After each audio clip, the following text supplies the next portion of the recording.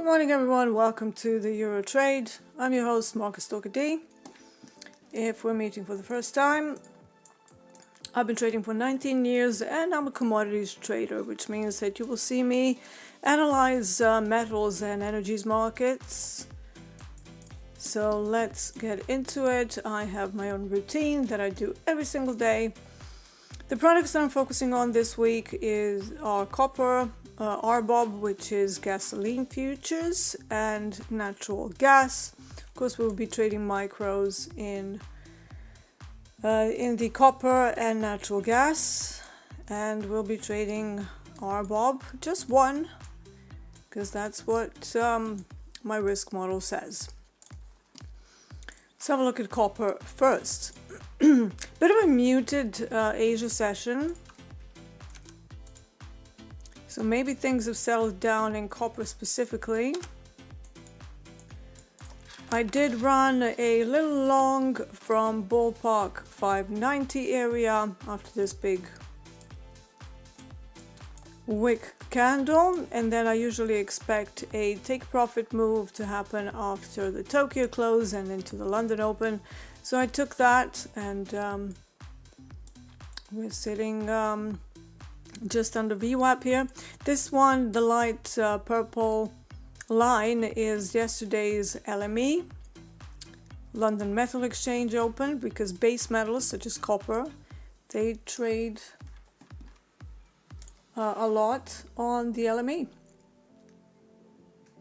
So let's see if we can get some strength above it. My area of interest remains this 6 evens level. So 590 and 6 evens have been in play for a while. If I go up to the slightly higher time frame, you will see that the higher time frames are fairly rangy at the moment. So this is the 4-hour chart. This is the daily. So inside bars, inside bars, inside bars. But still with a bit of an upward skew. However, this whole structure is very much balanced. Not quite a Dorito, Dolby's Dorito, but you know, we're getting there. And the weekly chart provides you an even clearer picture of the larger time frame, where nothing much is really moving. There is no clear trend at the moment. It's just stuck in a range, and that means that mean reversions, especially if we're in positive gamma, is the expected movement. Now that doesn't mean that you might not get the nice sort of wiggles and intraday ebb and flow. It just means that we can expect any areas of higher open interest to act as a bit of a stopping point. Alright, so let me just do something here.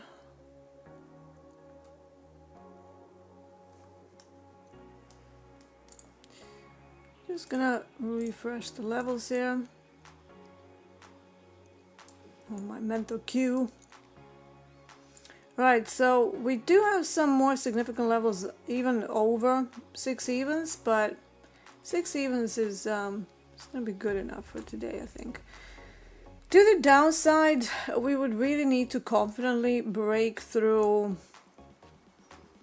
588, and we would need to close well below that for me to pay attention to the levels to the downside. But obviously, if we get to the time of day when enforced hedging is on the cards, I may take a short, obviously.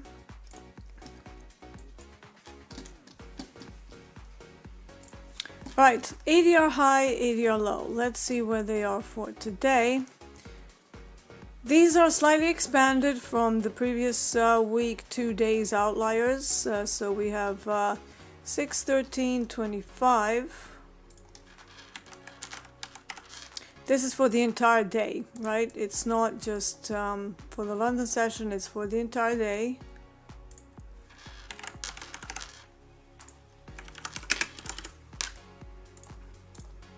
So all the way up there. Do I think that we're going to get there? Well, maybe if we have some sort of an external catalyst.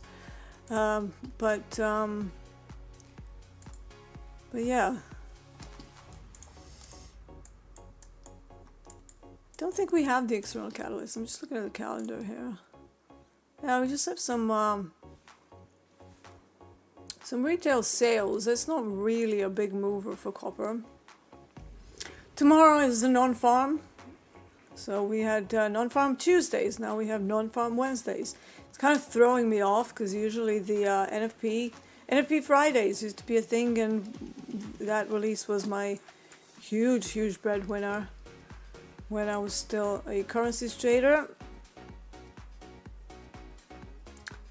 So yeah, no, nothing there. Thursday, unemployment claims. Right, so on Friday we have CPI. That might be the catalyst. So, you know, if we're looking for a break from this range, probably won't come in until we have a release.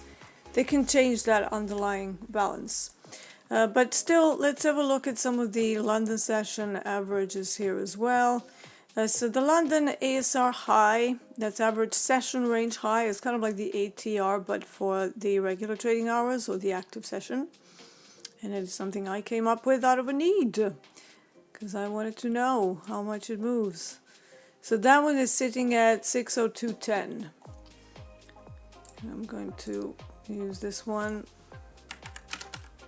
this line. Now we'll also change it to red.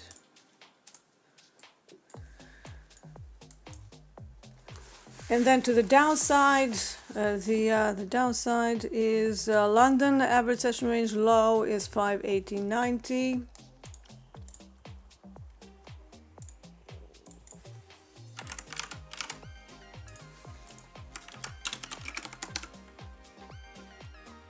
The same thing is the London specific one.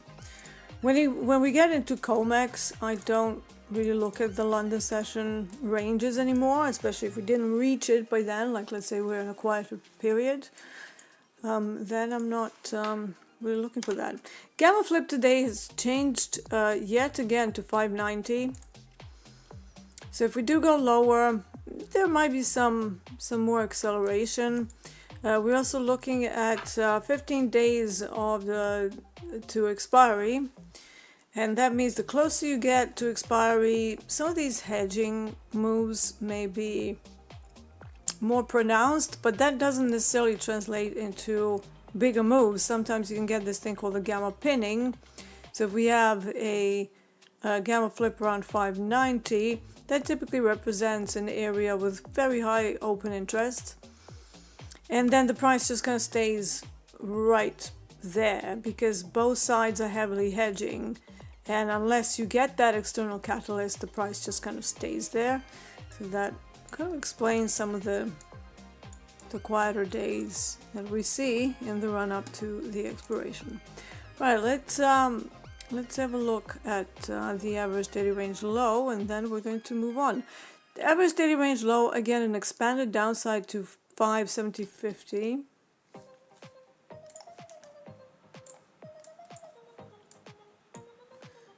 Right above another big call wall. So it's like literally just there.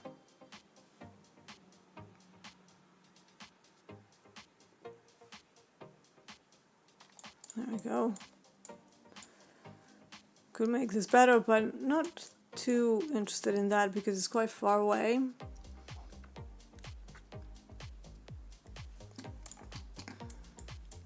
And what are we doing in regards to the value areas? So London open inside value, pushed above it, but now they're trying to fail the auction here. So whilst I ran a little trade up, so we can see that. And I did scale in from 4 to 6 because that's the only thing we can have at the moment. So you will see that trade here. So I got in just under the 590 area, which is always a good thing if you're looking for a reversal. Then added in and around the zone just above 590. Usually, like my risk model does say to add up to 8, but obviously we have a restriction in place on copper, which I don't think should be restricted, but you know, maybe I'll reach out to someone to talk to them about that. Because whilst the other two metals have gone crazy, I mean, copper has not even expanded the margins, so I don't really know, and I really doubt that it's a highly traded product anyways, maybe because of me, like I said, but before I started talking about copper, nobody even knew that that existed. It's like, you can trade copper? It's like, yeah. So I don't know whether that's the reason or why, but you know, they had one bigger day at about 1200 ticks and another one at 1800. Since then, we've been very much back into the norms. You know, it moves like 300 to 500 ticks. I would argue that that's normal volatility, normal expansion of the volatility. But yeah, they've deemed that copper should be in with the crazy bunnies, silver and gold. Alright, so you can see my trade there, and then as we hit VWAP, it started to reverse, and in light of the inside open, that could mean the failed auctions are more probable, and therefore I wasn't gonna try and hold it all the way through, because it is London, we don't have that much volume yet, and these sort of bigger trades should really only be attempted as at least LME starts trading, but even better COMEX, because that one has a ton of volume across the board for the metals. So yeah, that's copper for you. Let's move on to RBOB, which is the close cousin of crude oil, right? I'm seeing the open interest in crude oil diminishing, at least it was yesterday, so I'm just going to double check what happened overnight.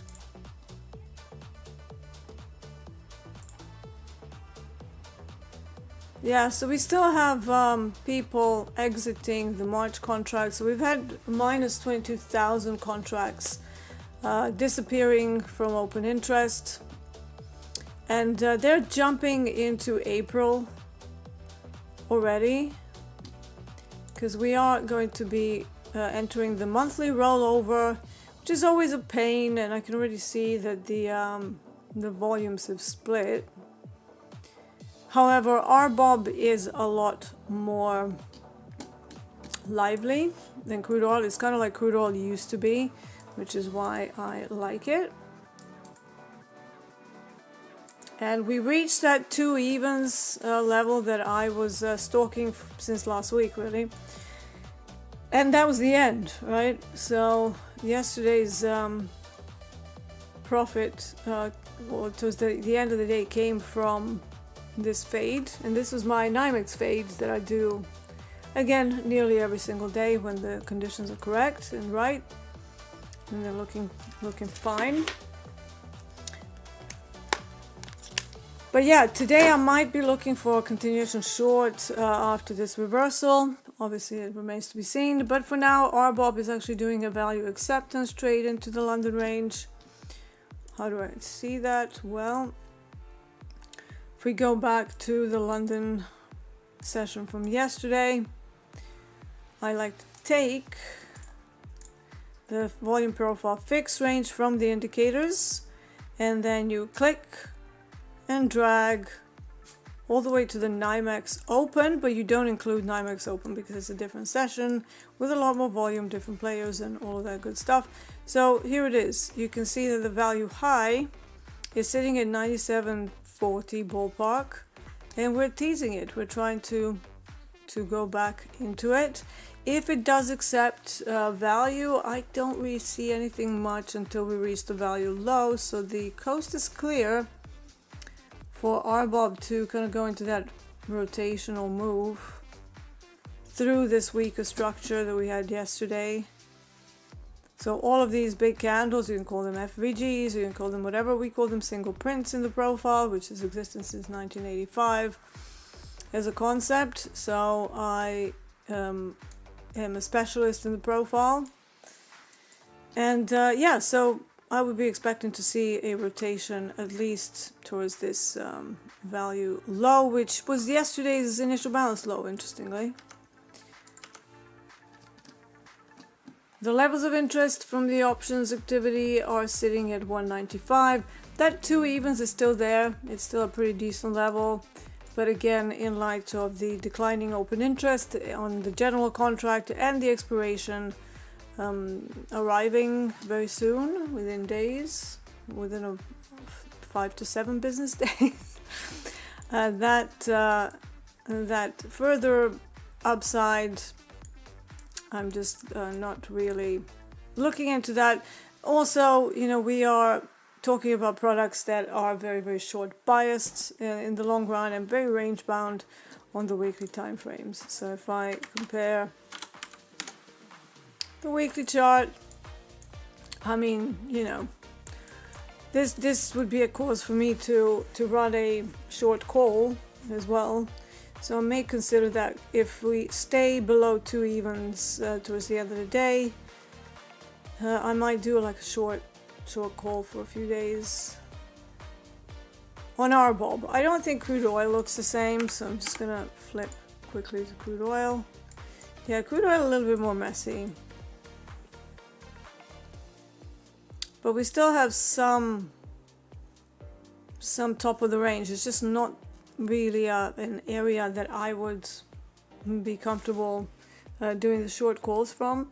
I would like it to hit at least 70, maybe even 72, and then we have a more established range high, which you can see every time we hit that level, it goes down.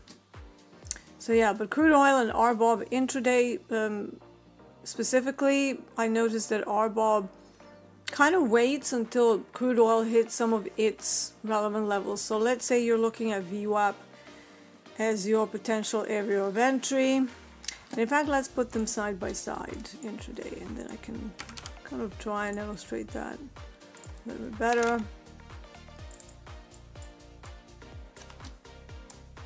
Yeah, so let's say you're looking for a VWAP bounce for longs. We're kind of already there, but until crude oil reclaims VWAP, there will be no long entries here. Its own VWAP, it can be responsive, but a lot of the time, until crude oil does whatever it's going to do, RBOB is going to keep kind of dancing in an exaggerated manner until there's a definitive move in this product. And they're not like 100% correlated. There is a crack spread between heating oil, RBOB, and crude oil in a very specific ratio. From memory, I think it's 5:3:1 or something like that. It's basically a spread that plays on to the differences between those highly correlated products. Why are they correlated? Because crude oil is the raw material, and then gasoline and heating oil are products derived from crude oil production and refinement. And so therefore that is bringing the high correlation between the three products. RBOB and heating oil are very thin. People who trade it, most of the time they have to be in it. And of course there's a few of us speculators that quite like to pop in a few trades here and there, in light of crude oil dying on us, so we had to look elsewhere. But you know, I still look at crude oil on a daily basis. I just don't trade it outright in the futures markets. I run options trades several times a year on it, but it's not, to me, it's just not worth it intraday. It moves on most days. Like if you look at the last 6 months, you can expect like a median movement of about 100 ticks per day. And then yes, you have an odd day where it kind of goes a little crazy and then goes over 200. It's like, oh, whoopee. Whereas in the old days, crude oil going crazy would mean 500, 600 ticks, 700 ticks.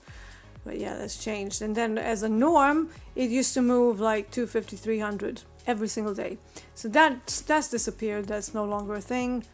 And we have to keep adapting and keep moving with the ever-changing markets. But the strategies can stay the same. The levels are still the same. It's just the expectation of volatility is a little bit weird. Zahir said, "Hi Deeyana, I saw you on TV several times. Came today to make some money with you." Okay, just make sure to understand that most of my very high probability trades are usually not at this time of day, okay? So we might have some new people here. We were supposed to get DAX like 18 months ago, and then I am a DAX trader as well, so in the morning I will typically trade DAX, but it never arrived, so then I carried on with the streams, but you know, I decided to focus on the metals. However, this is not really a good time for metals. Sometimes you start getting movement in crude oil, natural gas, in and around sort of 11 o'clock my time, and that's not until another hour or so. And yeah.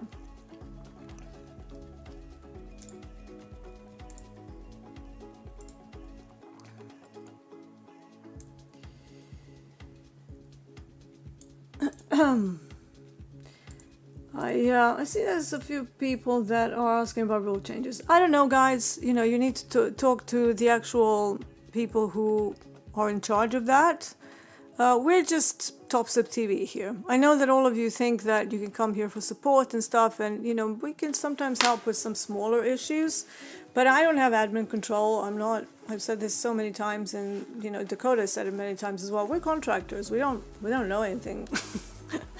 You know, we're just like you guys, just a little bit more in the forefront of everybody's eyes. But you know, we don't sit in the meetings, so any kind of questions like that, please just direct them to either support, or you know, if you see Michael stepping on air at some point, that would be something to ask him, because we genuinely don't know. Like, we really don't. I've said this many times. So I'm really sorry I can't provide any more assistance. But yeah, let's just focus on what I know about, which is the levels.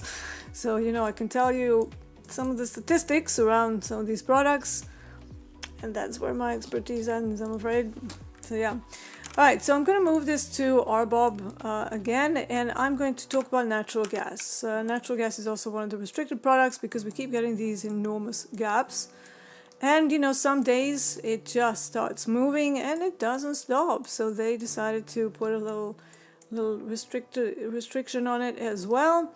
It is that time of the year, but just like crude oil, we are coming into expiration time. Commodities such as crude oil, natural gas, RBOB, they roll every month. So every month around the 17th, you typically get the rollover, the dreaded rollover. And for those of you who are equities traders, that only happens every 3 or 4 months for you. For us who trade commodities of that sort, it happens every month. So, you know, it's just the way of life. And that means that some of the pronounced hedging, so I mentioned gamma pinning earlier, the pronounced hedging around the same area is going to be like push pull. And on most days it doesn't really allow the price to move smoothly in any direction. This is why you see reduced volatility as we get into the expiration. However, we do see some days that when you get that external catalyst, the end of the contract and the rollover causes this huge either unwinding or plowing into old positions if people were short at that point, and then you get outlier dates. So that can happen too. Everything is context related. But for now, what do we have? Well, on the very basic read, we do have a downtrend. I know that there's a 3 evens number, which is a pretty strong put wall. So I would expect that to be reached before anything else. Now, when natural gas starts going into any sort of a trend, you don't want to stand in front of it, especially not on the downtrend side, because it's just takes no prisoners. Anne-Marie was recounting something that Hogue told her a while back. We were talking about poor highs and poor lows and how she learned about them. How did Hogue put it? Because she kept trying to short on a poor low, on a poor high day, which means basically a double top of some sort, which is like a top that only went like 1 or 2 ticks above the previous high, and she was doing it on, I think, NQ or something, and kept getting like stopped out. So I think Hogue said to her something like picking up pennies in front of a steam train or something. And that's a pretty apt description. So if you see like a poor low or something in natural gas, just know that at some point, we don't know when, it could happen on the same day, it could happen on the next day as well. So it's not like, oh yeah, poor low, need to short towards it. It will happen, we just don't know exactly when, which is again why you need to have something else that tells you the timing of the entry. For that, I like to use tape and I like to use bookmap, where I look for momentum, I look for absorption, I look for delta changes and all of that. And it just helps me be a little bit more mindful with my entries. Alright, so let's have a look at the averages here. So I'm going to put back all of my lovely little markers. ADR low is sitting at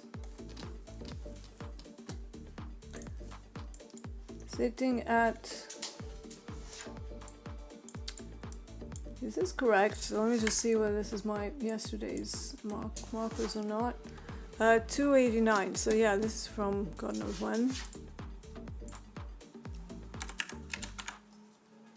So ADR low. Oh, what have I done? Not 2089, 289. Yeah, this looks better. Alright, so this average daily range exhaustion is sitting right below the 3 evens number. And that one is, it's a pretty interesting zone, so I wouldn't really want to pinpoint exactly where we're going to stop, because natural gas natty is really, really wicky that way. Trading stops also doesn't really work well in natural gas. Like, it works once you get to about 75 ticks profit, but it's like by then, if you're shooting for like 100 ticks like I do, you're there already. It's like, what do you need to protect it from? Unless you want to hold it through a release, which is never a good idea, and that's something I don't typically do. So yeah, so 3 evens, definitely an area of interest for me. ADR low, same thing. Again, natty might get to either one of these, overshoot, then reclaim. So you have to really be careful with it. It's not, it's kind of like NQ but slower, and it is smoother in the way that once it decides on direction, it doesn't wiggle intra-candle much, so it will be a fairly kind of smooth drop or a rise. And it's not like silver or gold where they just wag around, especially gold. Gold has become very, very wicky.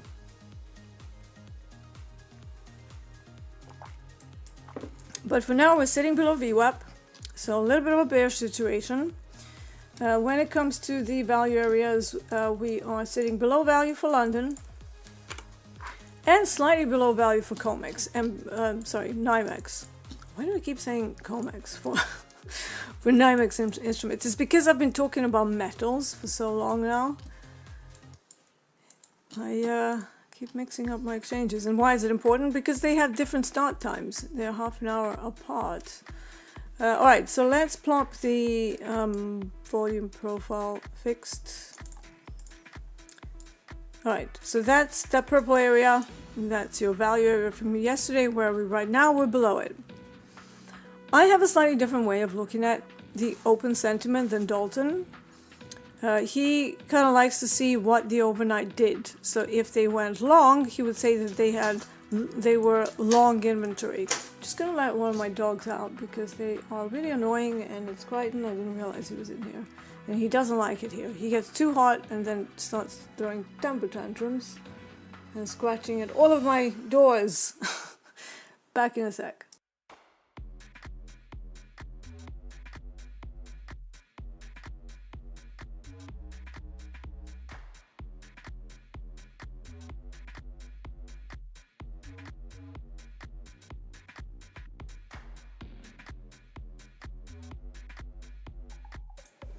Alright, so where was I? So the open sentiment, the way I look at it, is literally just, are we inside it or outside it? And then if outside, by how far? If it's too far away, I would consider that more of a repricing. But if we are within reason, like visually from the value area, there is scope for a mean reversion trade. And I like to play devil's advocate, so I typically have 2 shorts and 2 long scenarios. I mean, look, on some days, if it's like clearly a single direction day, yeah, I will have a bias to go in on a pullback. But again, we're talking commodities here. That applies more to equities because they're pretty strong to the upside. And for natural gas, I would say that we have a possibility of a test of a value low and a reversal. If that fails, we may see an attempt of a value rotation back towards this 320 level that still remains.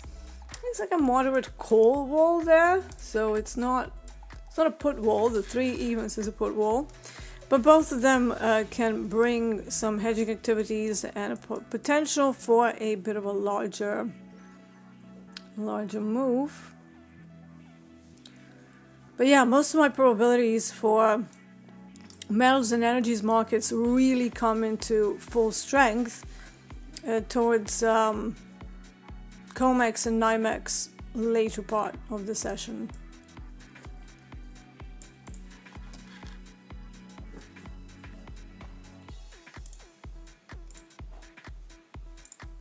Just gonna have a look at chat. Gold stuck in a range now. Yeah, that's a normal thing. Let's have a look at gold.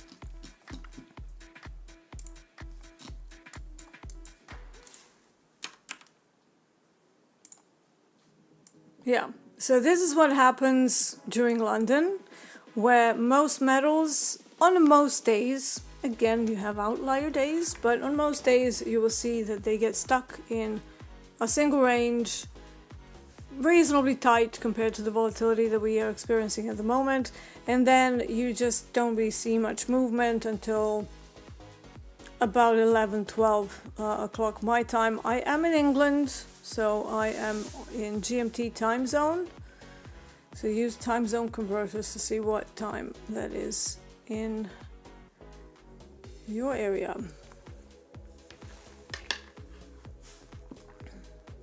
Quick Flicks is asking where you can learn about the strategy. Well, this is the question that I was asked many times when I started working at prop firms.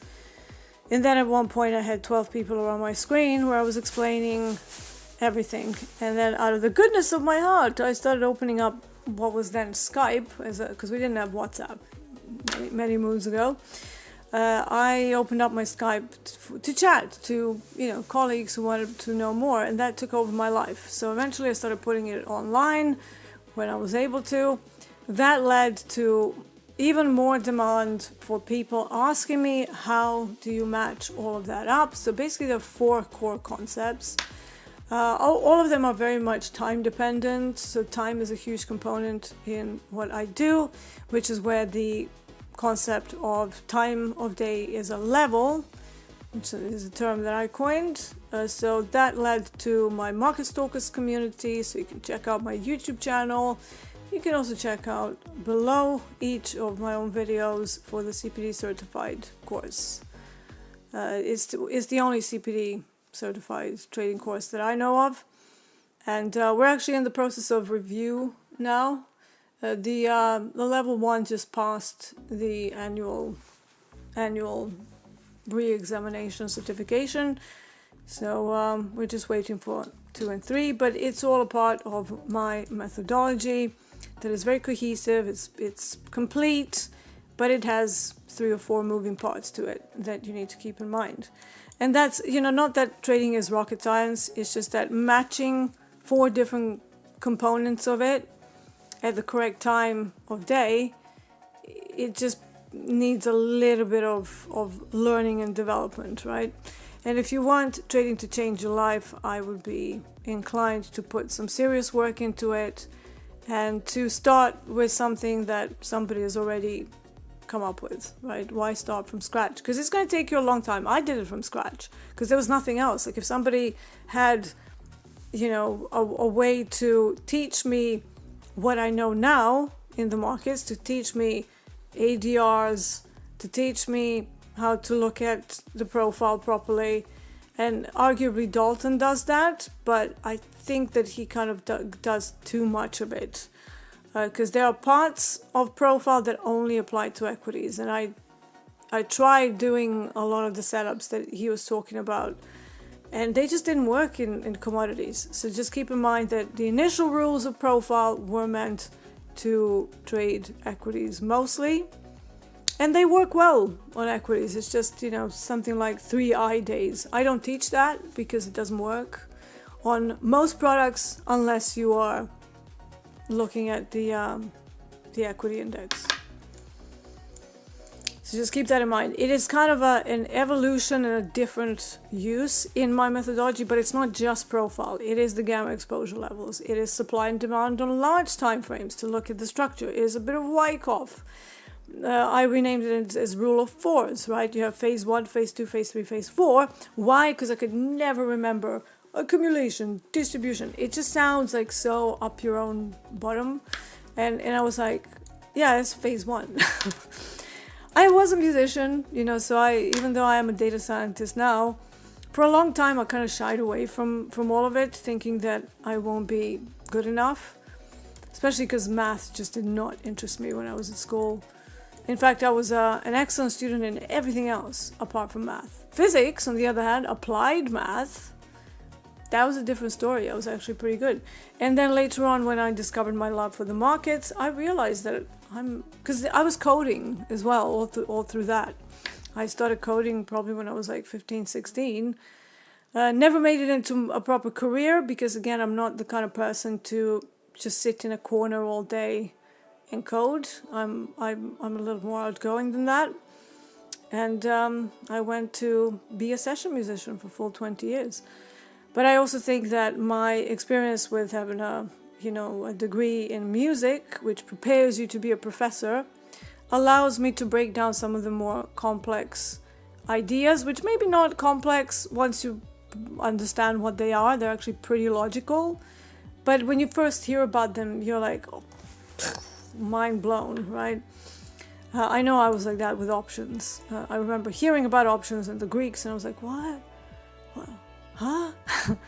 What? Like, I didn't understand a single thing. So I kind of made it my mission to simplify some of the seemingly complicated concepts and just to put them in some layman terms and actual practical application. You know, whatever I do, I don't care how complex the thing sounds. Does it work is my question.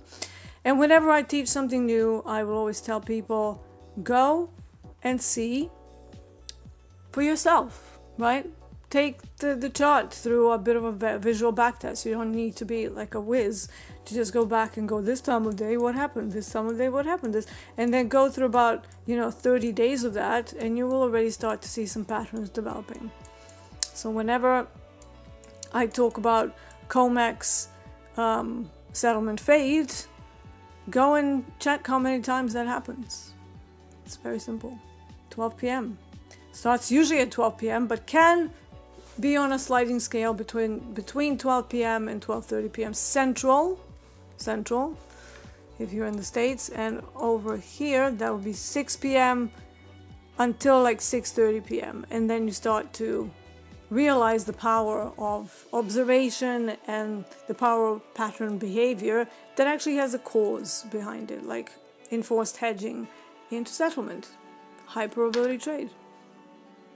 Does it happen every single day? Well, if you get a day when everything goes crazy, let's say, copper starts running to the upside and just doesn't stop, like yesterday, you probably won't get much of a fade. We had that yesterday, right? So you have to attach reason to it, and also where are we? So I know that I had my 6 evens. Where were we for COMEX settlement? So here we are. Was it a pullback? Yeah. Was it a tradable pullback? No. Because by the time 6 o'clock came, the biggest move that you had was 27 ticks. But let's have a look at the previous day, which was Friday, right? Okay, Friday. Yeah, and because it was Friday, sort of a medium strength auction, fizzles out. So it's still not a losing trade. It's just like, oh yeah, and there was some hedging. It just wasn't as pronounced. And then we go to Thursday. Now, I did this one on my own stream. here it is. So COMEX settlement, and you can watch that on my channel from last week. COMEX settlement 6 p.m. So I started my stream, entered a position, can't remember the exact price, but eventually we got a massive move down. When did it start? 6 p.m. my time. What is that? COMEX hedging. So it's either fizzling out or smaller one, or you get a massive trade. So it's still a high probability trade. It's just that we don't know how big it's going to be. But from context, we can extrapolate some stats and probabilities of how big that day might become. And everything's gone very dead right now. So yeah, we're just gonna do levels.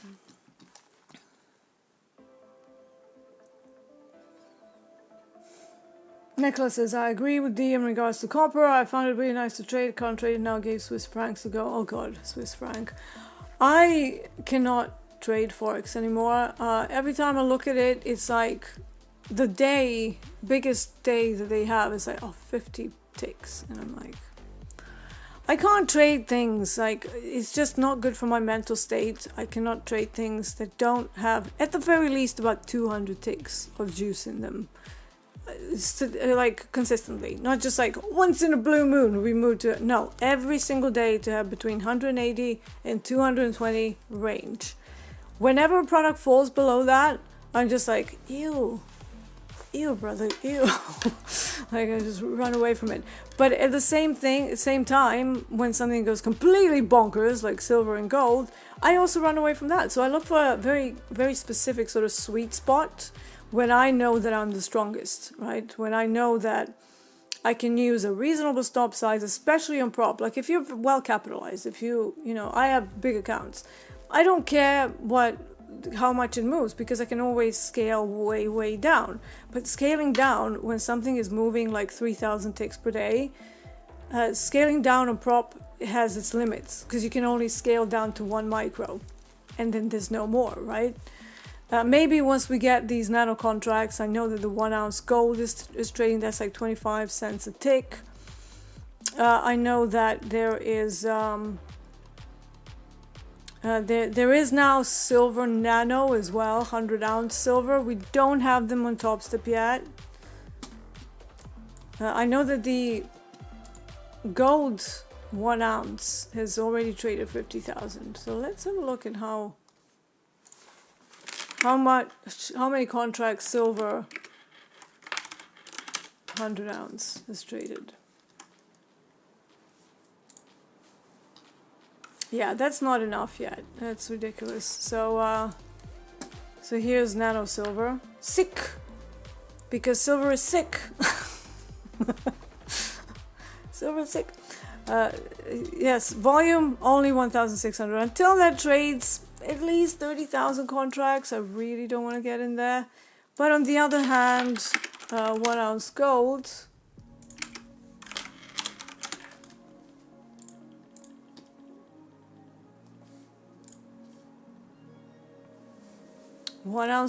yesterday was 53,000, today is 37,000, and already rolling into June by the looks of it. We're beginning the roll, the slow roll. So yeah, once those contracts start trading, once there are some dedicated market makers in it, yeah, that will be a nice change. But until then, we do what we must to stay alive. Staying alive, staying alive. Get some Bee Gees in your ass.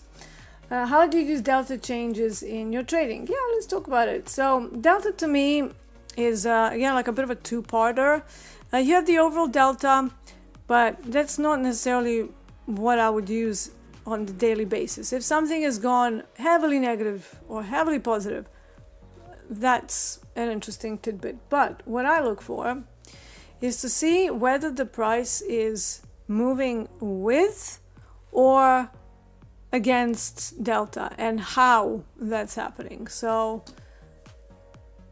I don't know whether we're going to find a good example right now. Okay, let's have a look at silver. So I have delta at the bottom here. Right now, you can see that as the price is wagging around, this delta is pretty congruent with one little piece here. Look at the delta making a higher high, but the price is just moving almost down, right?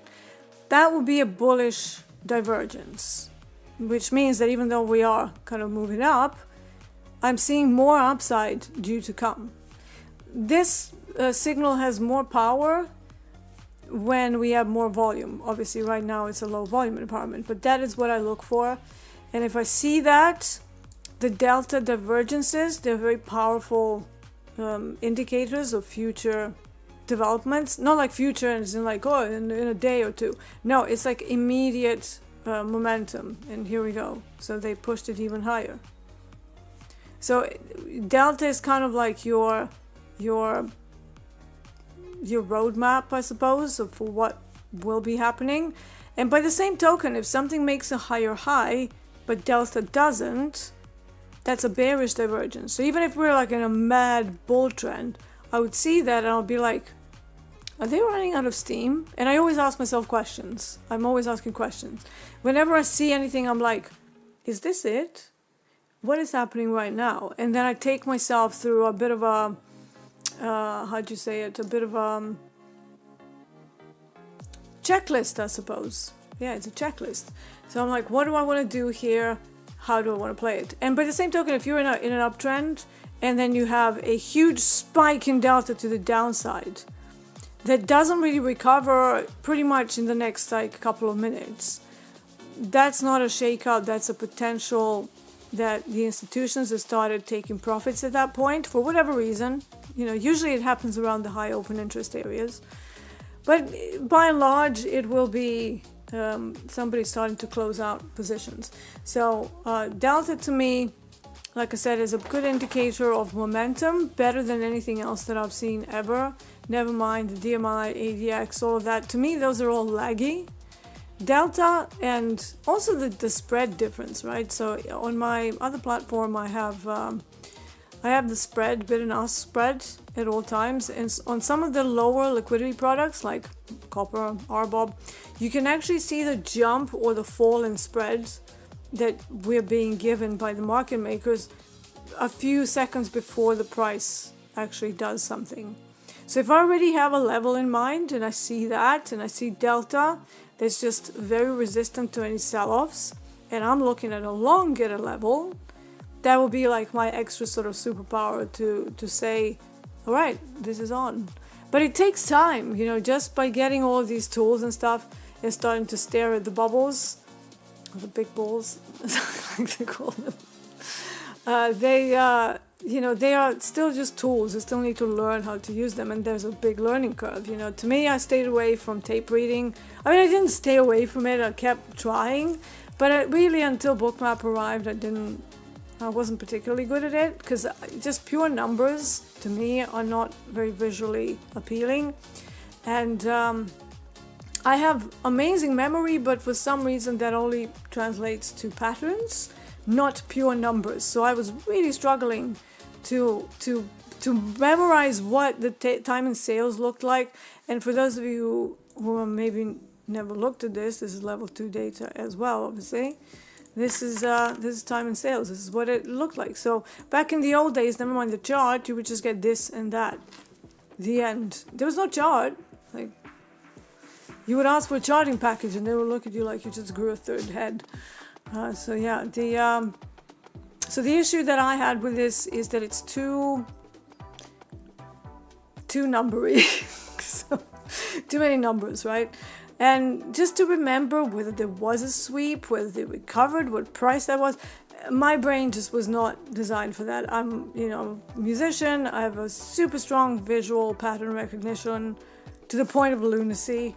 But when it comes to pure numbers, I can remember a number very well, sometimes for years, but I'm just not good at like a lot of numbers kind of assaulting me and wallpapering me through like a very quick succession. So I needed something visual, and you know, Bookmap provided that. It kind of smushes all of this detail of delta and volume and sweeps and heat maps, dome, like all of that is very nicely represented, and it also has historical events. So if there was a sweep, it's going to be on the chart, and then you can see the aftermath. So it's a to me it was just such a revelation.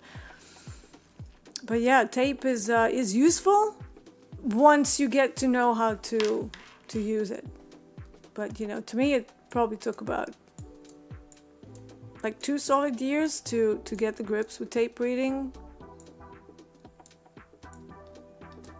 And you know, now you can have additional confidence. If you see a rally slowing down, you see bubbles that were very green and they were, you know, smashing delta in the right direction, and then suddenly bubbles get smaller and then delta starts to fall off, and you're like, and then you become objective. You don't become, you know, high on hopium and FOMO and going, well, it's gonna continue, right? No.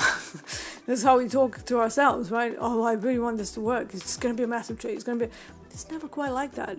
And you have to be very self-critical, but while staying objective. It's like that dichotomy of like, I am objective, but am I also being a bit grasshoppery here? And again, if you're new here, grasshopper, I call grasshopping if you grasshopper out of a trade too early, and then you re-enter, and now the level is gone, and then you go and tilt, and then you just lose it. Like you lose the plot completely and start clicking buttons where you shouldn't be clicking buttons. So, you know, it's a response, it's a survival instinct. It has nothing to do with trading, and once you get into that mode, there's no strategy, there's no levels, there's no delta. Like, what is delta? All that the brain is trying to do at that point is survive, because something has happened that your brain perceives as a death threat, even though it's just some money lost.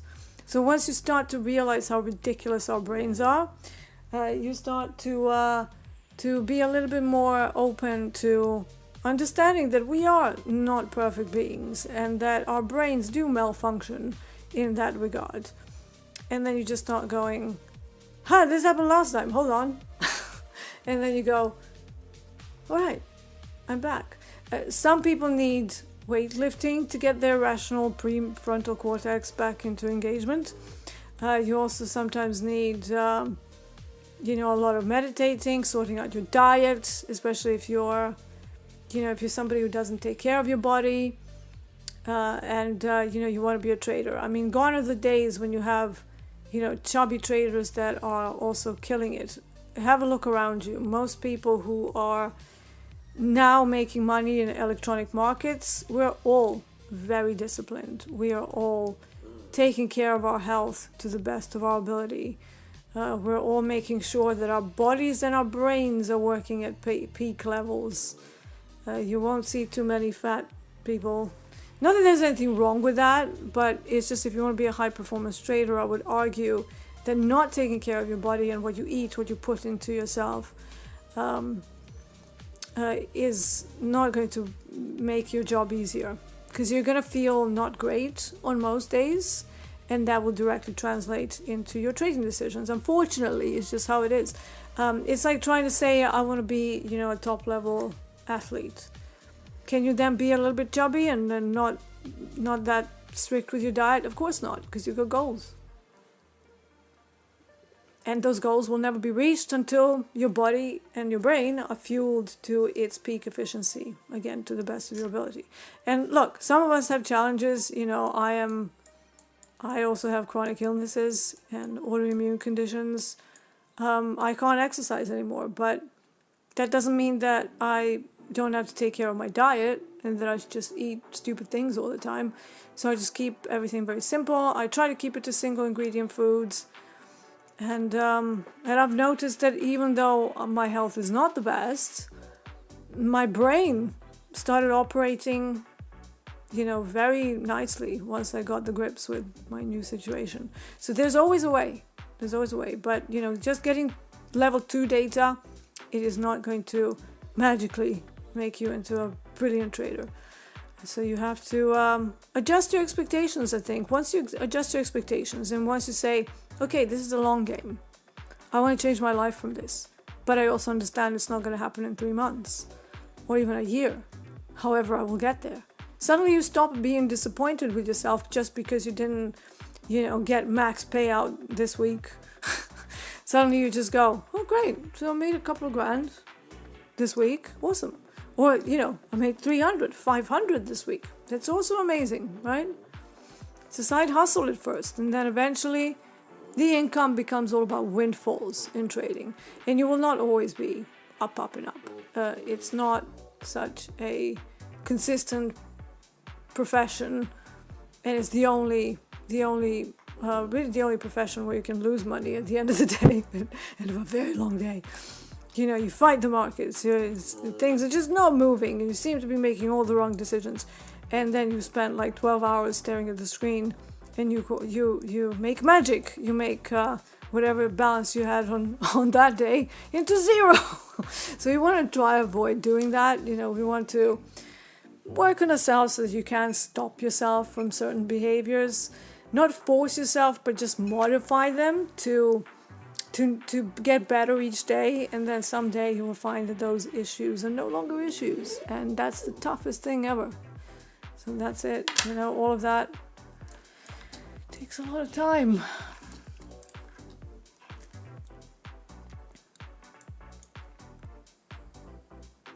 Tony Gold says, I noticed that the market moves in different waves, going through different time zones. Yeah. How do you put P&L gray? Yes, I'll show you, because I have a bad connotation with like green and red, and I feel like green, whenever it's green, it makes me super confident, and whenever it's red, because I'm from former Yugoslavia. I'm British, but I'm former Yugoslavia, and I just have a connotation with like red and wars and all the stuff that goes along with it. So it's a really, really bad thing. So you're going to settings, you're going to MISC, and then over here you go and set the color. Now you can drag the color, but I usually just type in 646464, because that's the gray that I like, and then you have to just do for all of it, and then you have the grayed out P&L that doesn't put more mess into your emotions, especially on days when things are not going right. And call me crazy, but it totally works. Like, you remove color association from your P&L, and suddenly you are like cool as a cucumber. You just don't care. Whereas before, every time it kind of goes flashing at me like green red, green red, green red, green red, because it's at the break-even point, I would be like, oh, should I close? And I never had that before, so I was like, what is going on here? And then I actually saw Jay that completely grayed his out, and I'm like, damn, that's what I should have done a long time ago. Because on all my other platforms, the P&L is just not color coordinated at all, and it's brilliant. So yeah, that's how you change colors. So go into settings, MISC, and then choose the color. But I personally like 646464. Favorite Liars says, I took a long in RBOB at 196.72, locking out now as I'm in profit for today. Let's have a look. All right, so you took the auction fade on RBOB up to the initial balance low. So for those of you who want to see where that is, here we go. This was your IB, and you took an auction fade on a normal day. So normal day is when the initial balance extends by 1 time size of the initial balance. Now for me today, 2 evens is an area for shorts. I am not a scalper, so I do not waste my time on anything that cannot give me a profit margin of 175, I think it is on RBOB. Let me remember. Yeah, 170 ticks potential profit margin, and then I would typically scale into the second contract at around 15 ticks profit, and then let it go. But yeah, to me, RBOB is not at the level that I want it to. You know how stubborn I am about that, and therefore I will not be getting involved until we get to 2 evens. So yeah, did we do RBOB levels? So 202.10 is today's ADR high. How many people trade RBOB these days? Because I know that I was the one who was like, RBOB, what is it? What is it? And then we suddenly started seeing more people trading RBOB. So it's a brilliant product. I absolutely love it. 193.53 is the ADR low for today. There we go, close enough. And the London related levels are 195.50 to the downside, and then around 2 evens is the London average session range high as well. What is it, Maddie? What is all this moaning? So I've got 1, 2, 3, 4 dogs. 4 dogs in the office. And one of them, I don't know what he wants. Up. I don't know what he wants, but he's been sat there moaning at me, going, What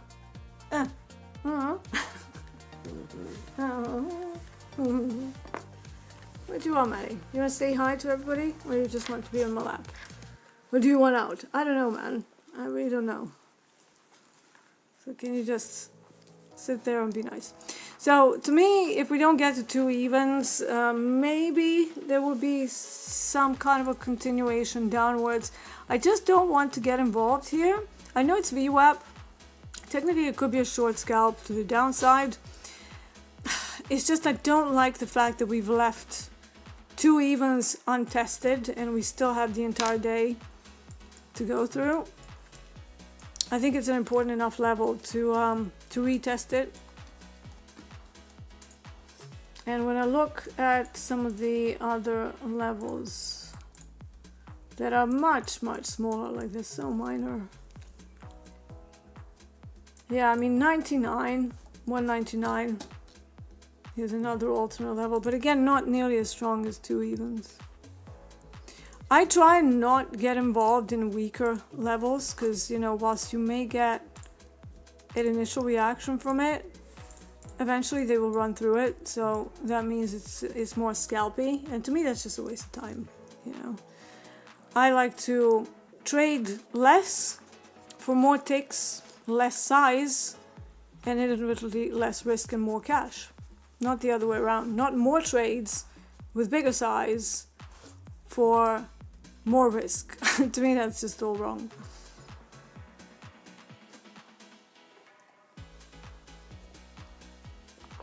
And I'm also stingy, so I like to pay as less commissions as possible. Because think about it, if you do one round trip turn, you pay just one round trip commission, right? And yet if you make, you know, 200 ticks in a single trade, you get most of the cash. If you do the same with like 10, 12, 20 trades and you pay commissions all the way along, who are you giving your commissions to?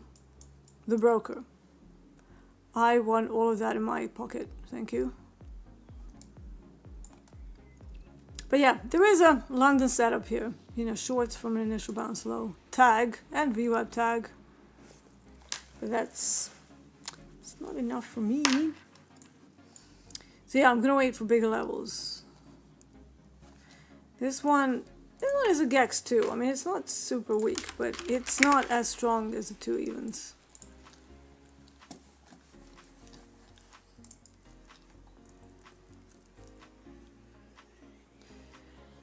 OD says, hi D, looking to enroll in your gold membership. The link is currently not working on your website. The link is not working because you cannot sign up to the membership before you talk to me, because I don't really take too many people on. Shoot me an email and I'll give you my availability, because you can't sign up for gold.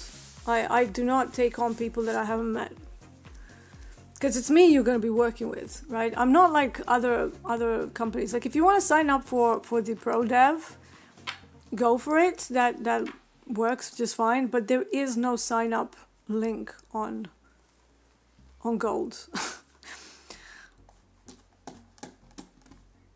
And yes, I know it's not very business-like. Is like, Dee, don't you want more customers? No, if I'm choosing to work with someone personally, they have to match. Because, you know, I know that my selection of who I'm going to be working with is going to be the difference between that person succeeding or not. So, you know, I need to make sure that we're the right fit. But if you're looking just for the method and pro dev without my involvement, I mean, there's a Q&A portal, but we've got 3 people answering there. Yeah, the regular pro dev, anyone can sign up for that, but not gold. So we need to chat.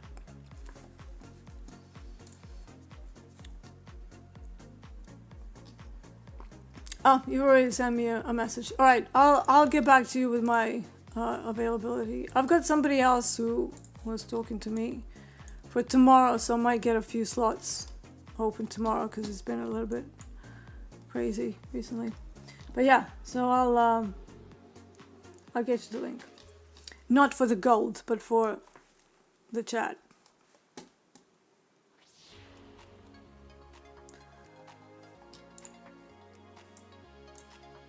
Right, what time is it? 10:40. I mean, there's not really that much happening, is there, guys? You will see me on for group coaching today as well. So I might just end this early. I know that I usually go on for at least 90 minutes.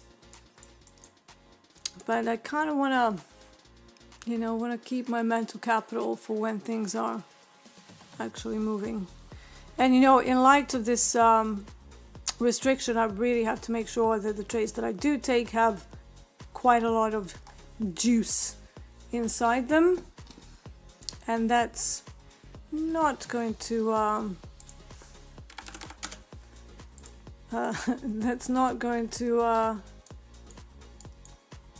affect much. Oh, that's so funny, Bruno. So, you know, I did the 646464 on the P&L, and Bruno's got 878787. And he sort of said I thought I was weird. Seems like we're of the same ilk, or elk, as some people say. You know, the animal. Did you know some people say you're of the same elk? And I was like, elk? You've got an elk in your backyard, do you? An elk. I was like, you mean ilk? Isn't it the same thing? No. I'm a little bit of a, you know, grammar person. And it's funny because I'm technically foreign, right? English. I mean, I suppose I grew up with it, but I'm not, you know, I don't consider English my primary language, even though I speak it fairly good, right? But yeah, I'm just a little bit, I actually correct my English husband whenever he gets something wrong. And he gets things wrong all the time. And I'm like, that's not how you say that. Or when he mispronounces the words. Anybody have that in their house? And then I go, you mean this word? And he's like, yeah, shut up.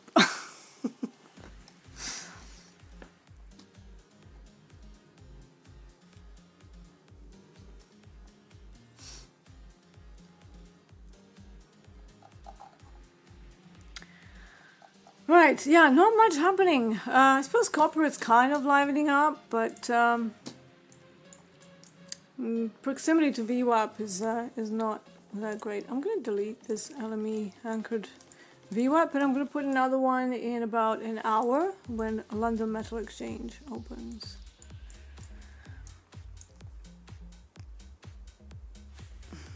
Alright, so let's review the levels that I'm looking at. So we're still looking at 6 evens in copper.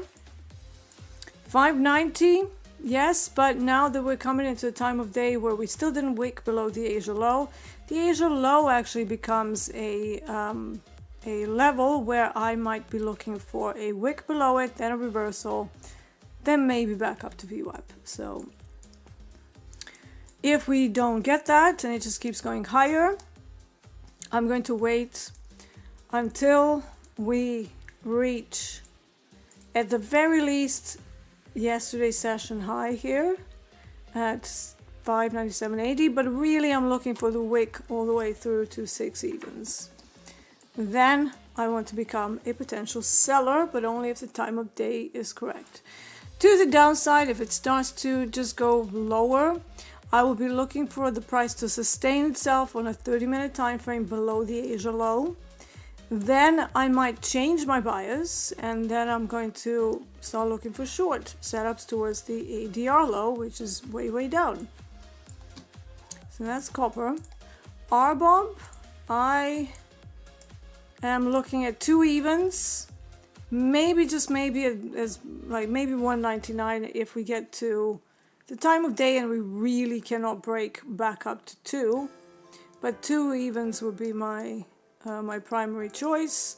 If it just starts to fall, I mean, maybe we have a setup during the NYMEX session. If we retest NYMEX value low, which is literally here at the value at the VWAP point, it's just there. So that's the profile from actual NYMEX session, which is here. So we had a few ticks, right? So it's the same kind of zone here. That one. That's where I want to be a seller if we're not tagging 2 evens. So that would be my second hypothesis.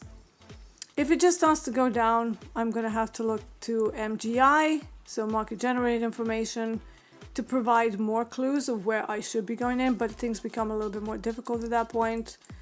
Otherwise, we have 195 as a potential stopping point, kind of midway to the rest of the levels.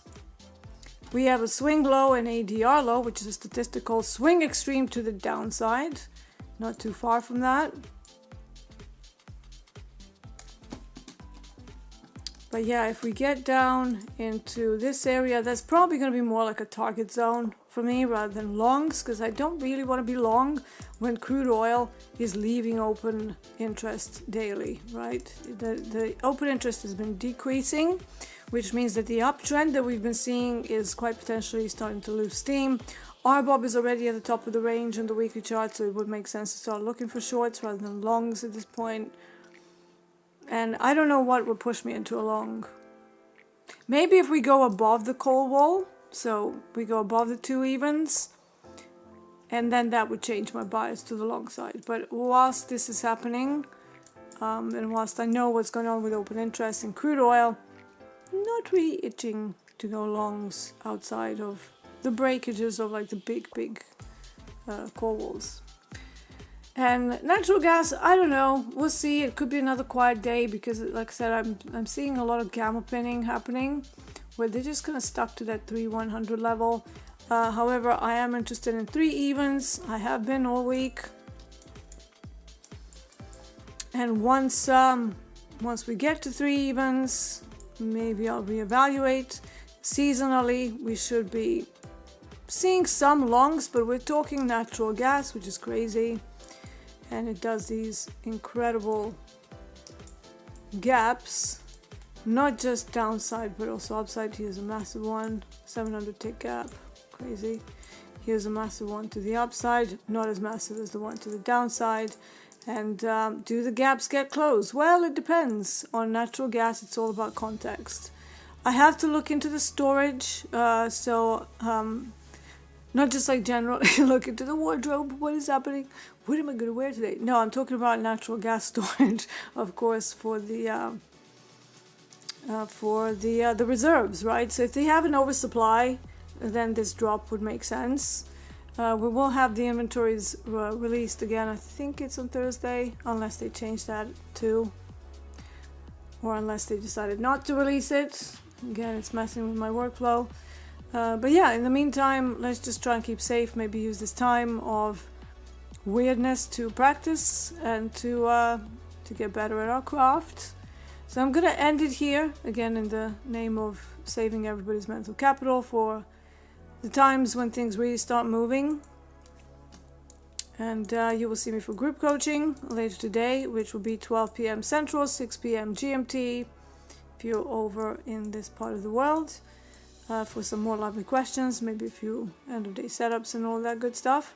In the meantime, let's stay safe, let's be kind, and let's see what the day brings. This was the Euro Trade. I'm Mark Stoker-D on TopstepTV. I will see you a little bit later.